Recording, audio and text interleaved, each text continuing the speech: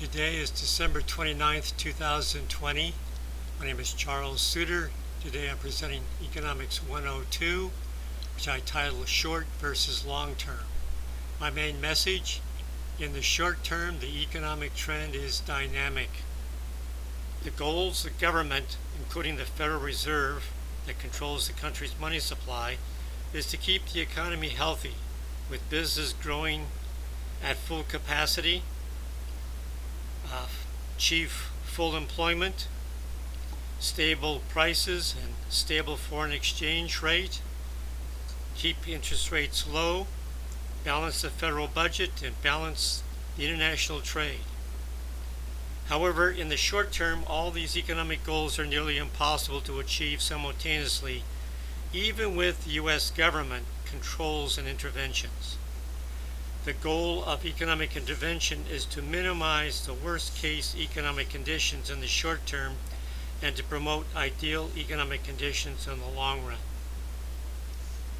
Proposition 1. The economy is unpredictable and variable in the short term. Commerce is dynamic and constantly changing at the micro level, many businesses coming in and going out of business. Anything can happen in the short term to upset commerce. Businesses are constantly emerging, bought up, and going out of business. The economy, as I've said, is constantly undergoing changes, shifts, and cycles. The ideal economic conditions are ebbing and flowing at different levels to and fro their desired levels. Sometimes U.S. government interventions are useful and sometimes counterproductive. To stimulate the economy, the government will increase the money supply and run budget deficits to jumpstart the economy.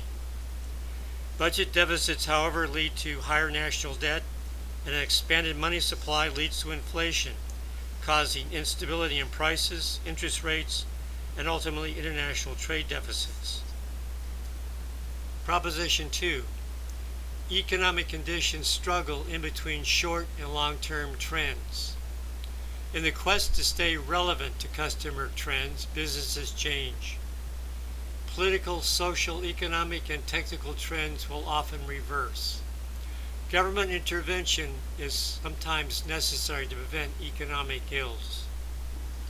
So even in the intermediate term, there are multitudes of changes taking place in economic conditions, impacting both business and society, setting new trends with some ability, limited though they may be, to predict them. There is a continual interplay between the government's attempt to correct economic imbalances and the consequential but undesirable side effects. The cacophony of ups and downs gives the impression of chaos, but the economy just keeps humming along, struggling towards equilibrium, with many players working diligently to keep their businesses viable and relevant. Proposition 3. The economy is healthy and rises steadily upward in the long term. This is the good news. Businesses in the long term tend to operate at full capacity. In other words, deviations are not the norm.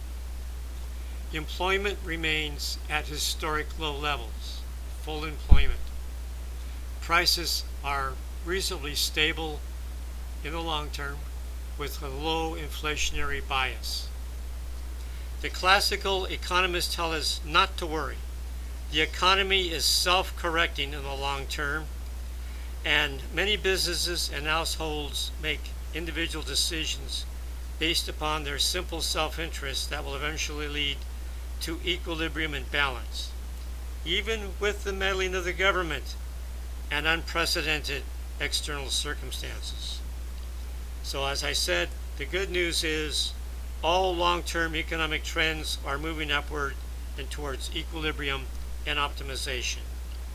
To achieve economic balance, all you and anyone else needs to do is to look after your own best interests. This is often called the theory of the invisible hand, and collectively, all will be well. You just have to endure the short-term perturbations and keep making wise choices to get there. Unfortunately, the classical Economists were wrong back in the early 1930s during the Great Recession, and only the government's expansionary spending brought the recession to an end. Sometimes government interventions are very useful. Final message: in the long term, all is well. The economic trend is stable and upward. If the classical economists are correct, then we don't have to worry about the economy. All anyone needs to do to maintain their economic health is to make wise economic choices for themselves and family, and all will be well for the economy as well. That's all for now. Remember to stay positive. You'll be happier, healthier, and live longer.